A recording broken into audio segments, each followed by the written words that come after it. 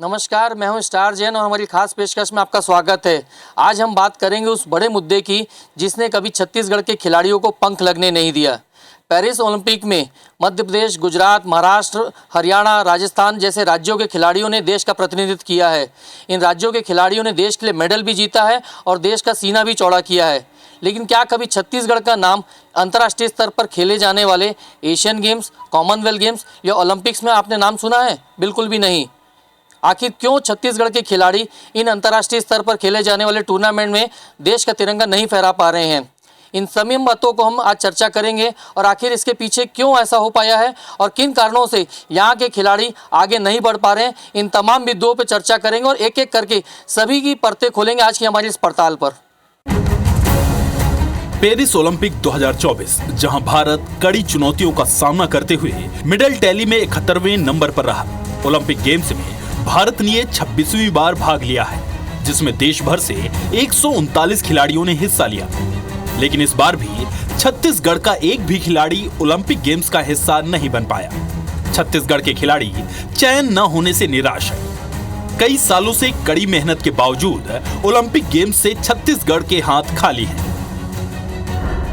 एक एकेडमी अगर हमारी स्टेट गवर्नमेंट की होगी तो वहाँ पे हम एक छत के नीचे सारे गेम्स को जो है रख सकते हैं और उसके साथ कोचेस की भर्ती बहुत ज़रूरी है और कोचेस को जो है वो फुल टाइम केवल और केवल स्पोर्ट्स के लिए ही यूटिलाइज किया जाए, डेस्क वर्क के लिए ना किया जाए। बहुत ज़बरदस्त तरीके से काम करने की आवश्यकता है हर लेवल पे, स्टार्टिंग फ्रॉम ग्राम विलेज स्तर से लेकर के डिस्ट्रिक्ट लेवल के बाद में जो खिलाड़ी लग रहे हैं कि आगे बढ़ने के लायक दिख रहे हैं उनको फिर स्टेट के बाद में फिर कहीं ना कहीं हम खिलाड़ियों को एक लेवल तक सपोर्ट करते हैं, उसके बाद वो सपोर्ट मिस हो जाता है। छत्तीसगढ़ से इंटरनेशनल लेवल के टूर्नामेंट में हिस्सा लेने वाले खिलाड़ियों की बात करें तो ये गिनती उंगलियों में ही खत्म हो जाती है। रुस्तम सारंग, मृणाल चौबे, आकर्षि कश्यप, नेहा बजाज, ज्ञानेश्वरी यादव ये कुछ ऐसे नाम हैं जिन्होंने कुछ इंटरनेशनल इवेंट में हिस्सा लिया है, लेकिन ये सब अपने दम पर वहां तक पहुंचे हैं। ओलंपिक तक पहुंचने के लिए इन खिलाड़ियों ने जी तोड़ मेहनत की है, लेकिन सरकार की ओर से सही वक्त पर सही मदद नहीं मिल पाई, जिसकी वजह से ओलंपिक मेडल तो दूर, पार्टिसिपेशन भी नहीं हो पाया। इस पर खिलाड़ियों के कोच क्या कहते हैं वो भी सुनिए। हमारे यहाँ कोई सिस्टम नहीं है जिसपे, क्योंकि आज अंतर्राष्ट्रीय अगर आप मेडल मिलेंगे तो ये कोई एक दिन का काम नहीं है या एक महीने का काम नहीं है। इस पे जब सालों काम होगा तब उस लायक हमारे प्लेयर बन सकेंगे। तो इंफ्रास्ट्रक्चर की भी हमारे यहाँ ज़रूरत है। वॉलीबॉल और बास्केटबॉल, हॉकी सभी में प्लेयर हैं, ऐसा नहीं कि नहीं है, लेकिन सबसे ज़्यादा हमारे राज्य में कमी है प्रतिभाओं को पहचानने की, ना ही उसकी कोई योजना है। साथ ही ओलंपिक और नॉन ओलंपिक गेम्स की भी बात करें तो आज तक राज्य में ज़्यादातर जो सरकारी नौकरियों में भर्ती हुई है वो नॉन ओलंपिक गेम्स के खिलाड़ी की भर्ती हुई है। हाल ही में खत्म हुए पेरिस ओलंपिक गेम्स में देश भर से टोटल 139 खिलाड़ियों ने हिस्सा लिया, जिनमें हरियाणा से 24, पंजाब से 19, तमिलनाडु से 13, कर्नाटक से 7, उत्तर प्रदेश से 7, केरल से 6, महाराष्ट्र से 5, उत्तराखंड से 4, दिल्ली से 4, आंध्र प्रदेश से 4, तेलंगाना से 4, पश्चिम बंगाल से 3, चंडीगढ़ से 2, गुजरात से 2, ओडिशा से 2 खिलाड़ी, राजस्थान से 2 खिलाड़ी, मणिपुर से 2, मध्य प्रदेश से 2, असम से 1 खिलाड़ी, बिहार से 1, गोवा से 1, झारखंड और सिक्किम से 1 खिलाड़ी शामिल थे। लेकिन छत्तीसगढ़ से एक भी खिलाड़ी इस लिस्ट में शामिल नहीं हुआ और जो 2 लोग शामिल भी हुए वो ऑब्जर्वर के तौर पर रहे।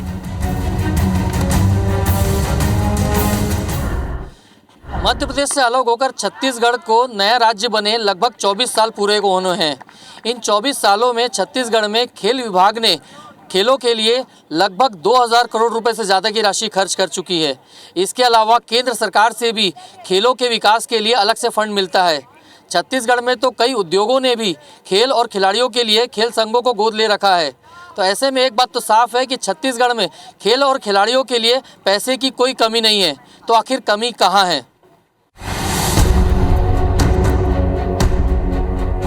छत्तीसगढ़ के खेल विशेषज्ञों की माने तो खेल जगत में शानदार प्रदर्शन के लिए बेहतर इंफ्रास्ट्रक्चर के साथ सही कोच की आवश्यकता होती है।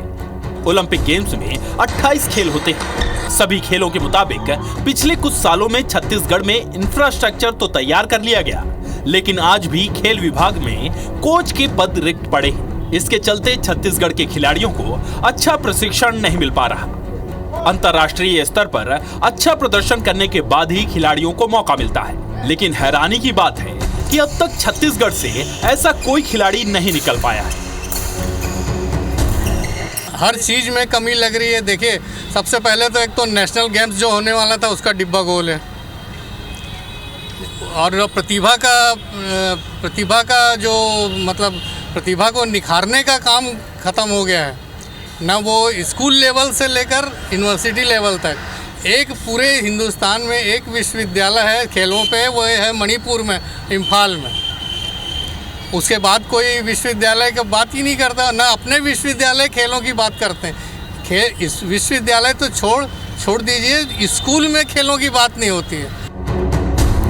इससे भी बड़ी बात यह है कि छत्तीसगढ़ से आज तक कोई भी खिलाड़ी ओलंपिक में नहीं गया, और जिन खिलाड़ियों को मौका मिला भी है वो या तो रेलवे के लिए खेलते हैं या किसी और दूसरे विभाग के जरिए शामिल हुए हैं। छत्तीसगढ़ से एकमात्र खिलाड़ी रेणुका यादव हॉकी की महिला खिलाड़ी थी, जिन्होंने 2016 में ओलंपिक खेल में भाग लिया था, और वो भी भारत में रेलवे के लिए खेलती थी। ओलंपिक ही नहीं, दूसरे इंटरनेशनल इवेंट्स में भी देश के खिलाड़ी अपना जलवा दिखाते आए हैं और दूसरे देश के खिलाड़ियों को कड़ी टक्कर देते हैं, लेकिन छत्तीसगढ़ के खिलाड़ी राम भरोसे हैं। इस बात का अंदाज़ा इस बात से लगाया जा सकता है कि छत्तीसगढ़ ओलंपिक एसोसिएशन केवल अपनी अंदरूनी राजनीति की वजह से ही चर्चा में रहता है।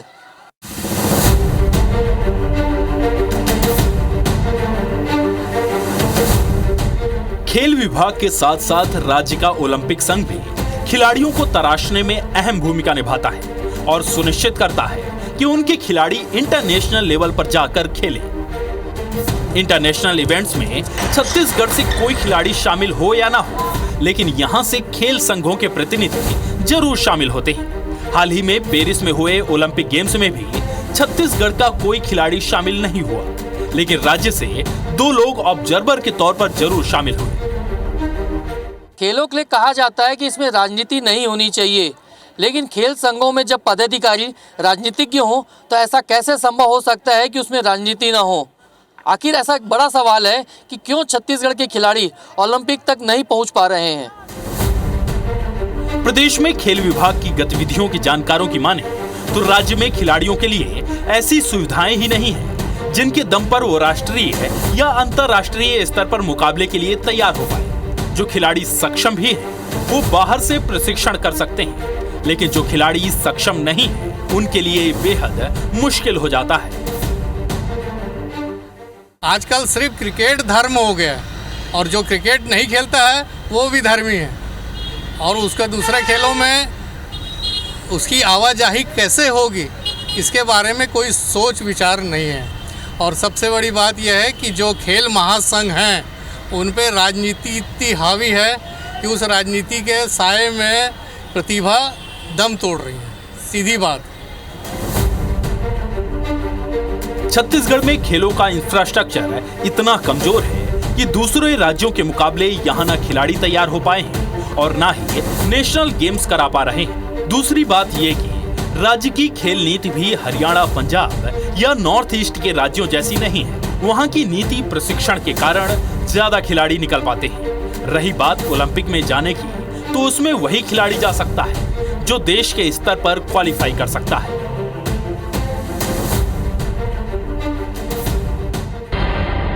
छत्तीसगढ़ में 37वें नेशनल गेम्स के लिए 30 मार्च 2010 को Indian Olympic association, Chhattisgarh government और छत्तीसगढ़ ओलंपिक एसोसिएशन के बीच होस्ट सिटी कॉन्ट्रैक्ट के तहत MOU साइन किया गया था। उस समय छत्तीसगढ़ गवर्नमेंट ने इंडियन ओलंपिक एसोसिएशन के पास टोकन के रूप में 2.5 करोड़ रुपए की राशि जमा करवाई थी। इस बात को 14 साल बीत गए हैं, लेकिन 14 साल के बाद भी छत्तीसगढ़ में नेशनल गेम्स का अता पता नहीं है। इंटरनेशनल लेवल पर खेलों का महाकुंभ ओलंपिक गेम्स को माना जाता है। उसी तरह राष्ट्रीय स्तर पर नेशनल गेम्स को खेलों का महाकुंभ माना जाता है। मध्य प्रदेश से अलग होने के करीब 10 साल बाद छत्तीसगढ़ को नेशनल गेम्स की मेजबानी के लिए चुना गया। भारतीय ओलंपिक संघ ने देश में 37वें नेशनल गेम्स का आयोजन छत्तीसगढ़ में करने की घोषणा भी कर दी। जिस वक्त ये घोषणा हुई तब 35वें नेशनल गेम्स का आयोजन केरल और 36वें नेशनल गेम्स का आयोजन गोवा में होना था। उस लिहाज से छत्तीसगढ़ के पास पूरा मौका और पर्याप्त वक्त था। MOU साइन होने के बाद सरकार की ओर से लगभग 5 साल तक इस दिशा में कोई भी काम नहीं किया गया। नेशनल गेम्स के लिए MOU साइन होने के बाद सरकार सुस्त पड़ गई थी। केरल नेशनल गेम्स में वहां पर राज्य को मिले पर्यटन को और खिलाड़ियों को बढ़ावा को देखते हुए साल 2015 में सरकार ने इस दिशा में तेजी दिखाई और कुछ फंड अलॉट करने के साथ ही एक ड्राफ्ट भी तैयार कर लिया गया। साल 2015 में तैयार किए गए ड्राफ्ट के मुताबिक नेशनल गेम्स के लिए करीब 550 करोड़ रुपए खर्च होने का अनुमान था। इनमें से आधे से ज्यादा राशि राज्य सरकार को खर्च करनी थी, बाकी बची राशि केंद्र सरकार से मिलनी थी। नेशनल गेम्स में कुल 28 खेल को शामिल किया गया है, जिनमें 11 आउटडोर, 10 इंडोर और 2 वाटर स्पोर्ट्स शामिल थे। खेल विशेषज्ञों के मुताबिक आज की तारीख में छत्तीसगढ़ में नेशनल गेम्स के लिए जरूरी सभी इंफ्रास्ट्रक्चर मौजूद है। आज की डेट में ऐसा है कि किसी भी खेल में आप देखोगे तो डिस्ट्रिक्ट लेवल खेला हुआ खिलाड़ी, छोटा मोटा खेला हुआ खिलाड़ी कोचिंग चालू कर देता है। जिस खिलाड़ी का खुद का बेसिक प्रॉपर नहीं होता है वो कोचिंग देता है, और उसका नुकसान ये होता है कि जब बच्चा उसके पास खेलता है उसका बेसिक खराब होता है। ओलंपिक संघ भी हमारा ऐसा ही है। ओलंपिक संघ में आज तक जितने भी पदाधिकारी बनते आए हैं, जो कि vice president, joint secretary, treasurer, वो सिर्फ पद लेने के लिए ऐसे खेल संघों का सहारा लेते हैं जो खेल संघ यहाँ पे एकदम निष्क्रिय है। नेशनल गेम्स का आयोजन हर राज्य के लिए गर्व की बात है, लेकिन सफल आयोजन और ज्यादा से ज्यादा पदक जीतने के लिए जरूरी है कि इसकी तैयारी बेहतर हो, और इसके लिए राजनीतिक इच्छा शक्ति भी बहुत जरूरी है। लेकिन छत्तीसगढ़ में ना तो नेशनल गेम्स के आयोजन को लेकर गंभीरता देखी गई है और ना ही नेशनल गेम्स के हिसाब से खिलाड़ियों को तैयार करने की। यही कारण है कि MOU साइन होने के 14 साल बाद भी यहाँ पर ना तो नेशनल गेम्स का आयोजन हो सका है और ना ही खिलाड़ी राष्ट्रीय स्तर पर अच्छा प्रदर्शन कर पा रहे हैं। छत्तीसगढ़ के बच्चों में खेल क्षमता और उनकी प्रतिभा का कोई मुकाबला नहीं है। ग्रामीण और आदिवासी क्षेत्र के रहने वाले बच्चों में तीरंदाजी, भाला फेंकने और दौड़ने की क्षमता ने सबको हैरान किया है, क्योंकि ये तीनों खेल विधाएं इन आदिवासी क्षेत्र के और ग्रामीण क्षेत्र के बच्चों के जीवन का अभिन्न हिस्सा रही हैं यहाँ। लेकिन इनको प्रोत्साहन देने के लिए ना तो आज तक कभी कोई सही तरीके से खेल नीति बन पाई और ना ही कभी खेल विभाग या कोई खेल मंत्री गंभीर नजर आए।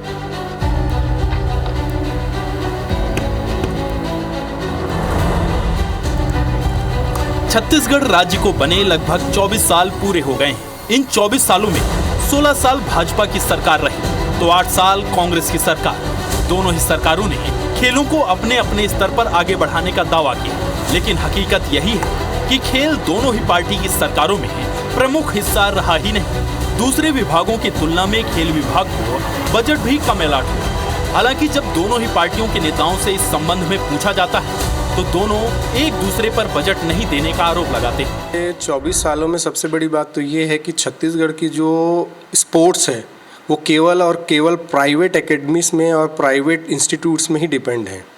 सरकार की जो खेल विभाग की आज तक जो एकेडमीज आई है उन खेलों में नहीं आई हैं जिसमें हम पदक जीतते हैं, और जिन एकेडमीज में खेल आई है उसका उन्होंने प्रॉपर असेसमेंट नहीं किया, ऑब्जर्व नहीं किया, इंफ्रास्ट्रक्चर तो बना दिए लेकिन रिजल्ट जीरो है। टूर्नामेंट ऑर्गेनाइज करने से ज़्यादा इम्पॉर्टेंट ग्रास रूट लेवल पर खिलाड़ियों को ट्रेनिंग देने में ज़्यादा विश्वास रखता हूँ, और कहीं ना कहीं कोचों को प्रोत्साहन देने की भी आवश्यकता है, क्योंकि हम देख रहे हैं खिलाड़ियों के लिए बहुत सारा प्रोत्साहन स्कीम्स अवेलेबल है, लेकिन कोचों को प्रोत्साहन देने की आवश्यकता है। यदि वो अच्छा काम करते हैं तो उनके अच्छे काम को सराहने की आवश्यकता है। अलग राज्य बनने के बाद से प्रदेश में अब तक 3 सरकारें रही। साल 2018 में कांग्रेस के सत्ता में आने के बाद सरकार ने ओलंपिक खेल के बजाय स्थानीय खेल को बढ़ावा देने का फैसला लिया और छत्तीसगढ़िया ओलंपिक का आयोजन किया। इस प्रयास से निश्चित तौर पर राज्य के पारंपरिक खेलों को बढ़ावा मिला, लेकिन राष्ट्रीय और अंतर्राष्ट्रीय स्तर पर खेले जाने वाले खेलों के मामले में